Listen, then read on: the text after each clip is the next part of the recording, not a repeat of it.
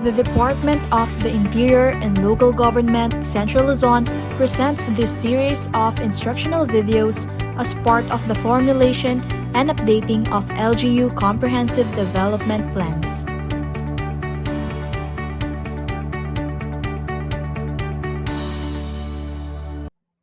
Magandang araw mga kaplano!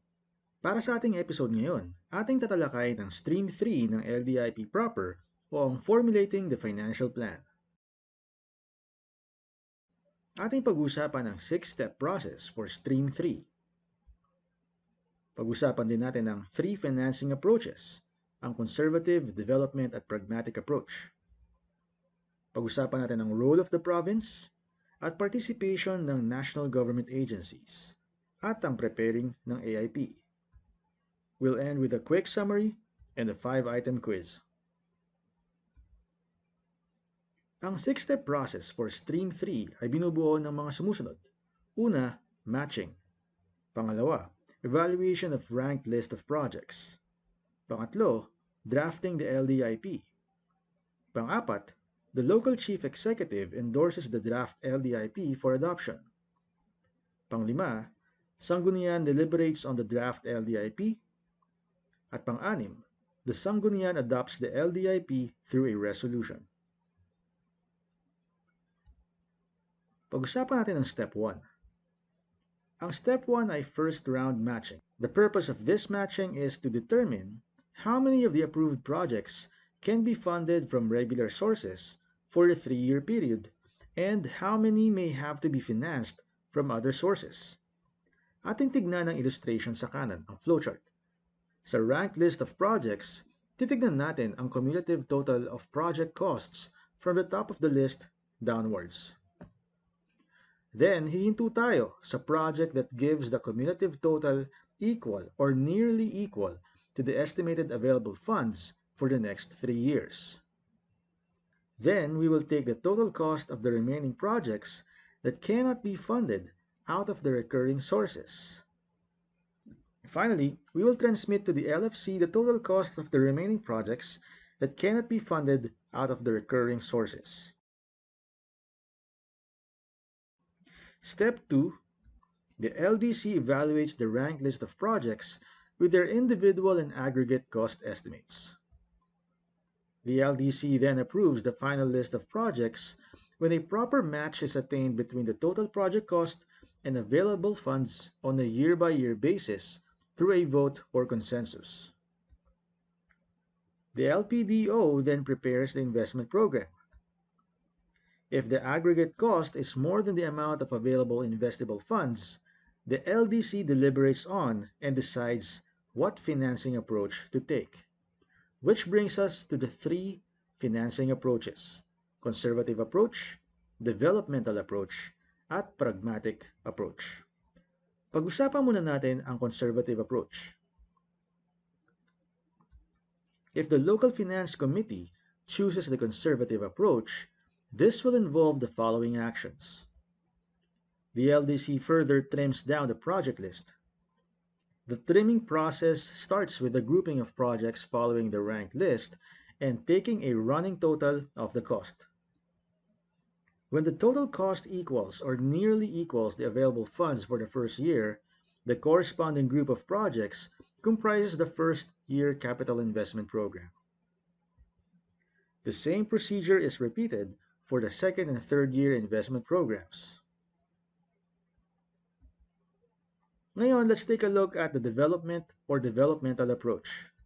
If the LFC chooses the development approach, ang mga sumusunod na strategies may be investigated to determine their impact on savings for the next 2 to 3 years.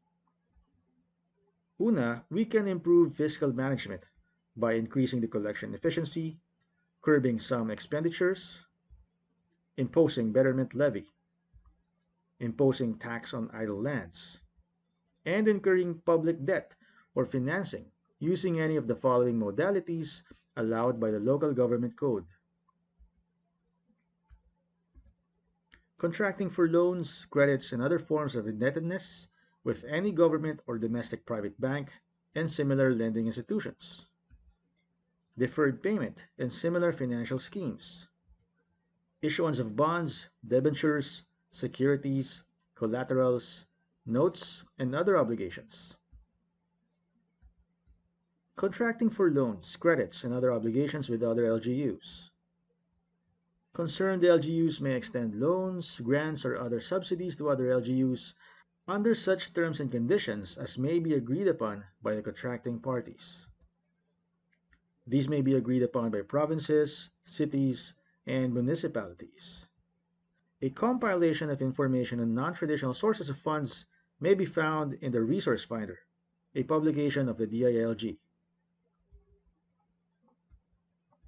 Borrowing from the national government through its re-lending institutions, pre-financing by the private sector through Build Operate Transfer Scheme, accessing official development assistance or those flows to developing countries which are provided by official agencies.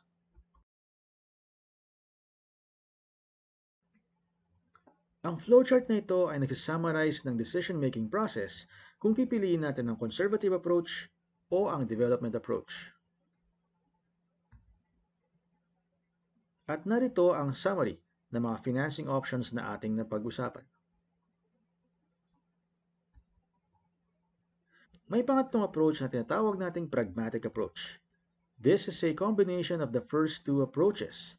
The points of difference and similarity cannot be specified, but in general, the approach entails being conservative during the initial years and eventually becoming developmental as the status of local finances and sources improve. The procedural steps, therefore, can freely shift from the conservative to the development approach as the situation demands. So yun ang tatlong approaches sa financing. After assessing the amount of project financing that could be generated from each of the above modes, the actions listed below follow.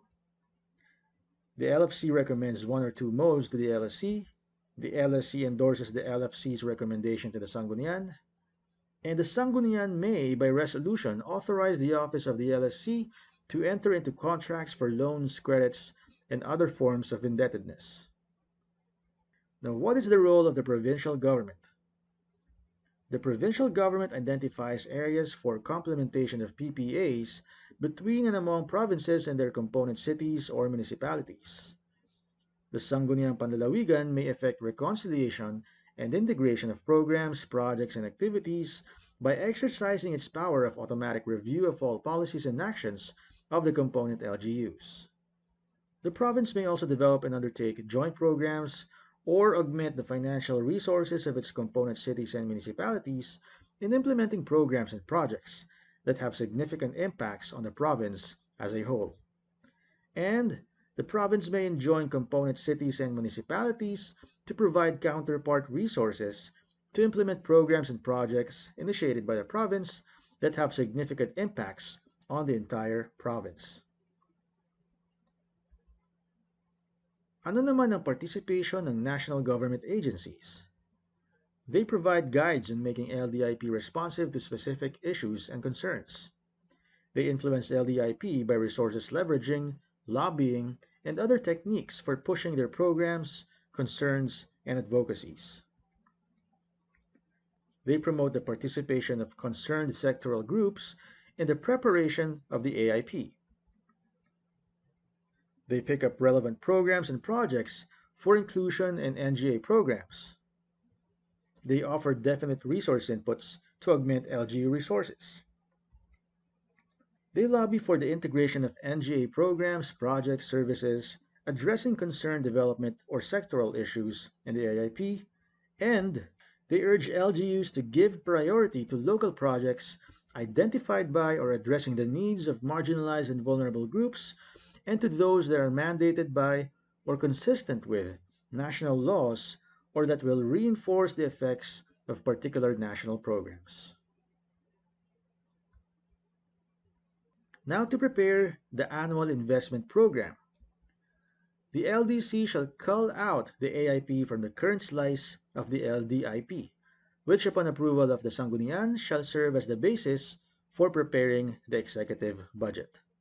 The LDC shall endorse the AIP to the local budget officer for the budget preparation and in determining the annual budgetary allocations for PPAs vis-a-vis allocations for other purposes as indicated in the AIP summary form. Narito ang AIP summary form. Sa unang column, we indicate the reference code for the sector or subsector. Sa second column, we describe briefly the program, project, or activity. Sa third column, we identify the office or department that will implement the program, project, or activity. Columns 4 and 5 naman specify the targeted starting and completion date. Column 6 describes the output or results in quantified terms. Column 7 indicate the funding source.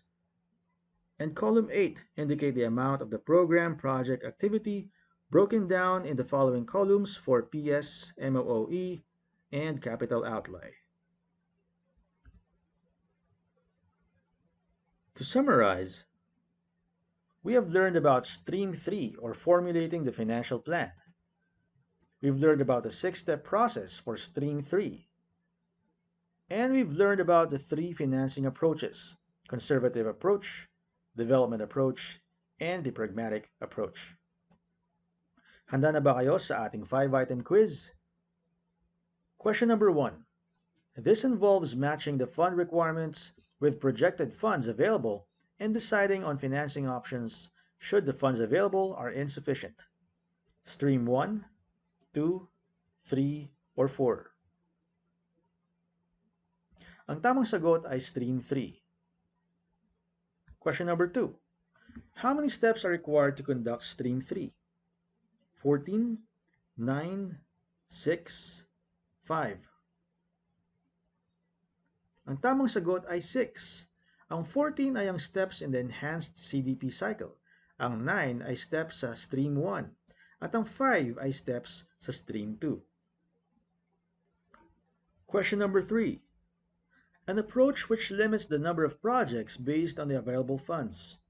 Conservative, developmental, pragmatic. Ang tamang sagot ay conservative. Question number 4. An approach which requires a search of other financing sources. Conservative, developmental, pragmatic. Ang tamang sagot ay developmental. Question number 5. How many forms are used in Stream 3 of the LDIP proper? 4, 8, 1. Ang tamang sagot ay 1, the AIP form. Maraming salamat sa iyong pakikinig, kaplano. Nawa ay maraming tayong natutunan sa episode na ito.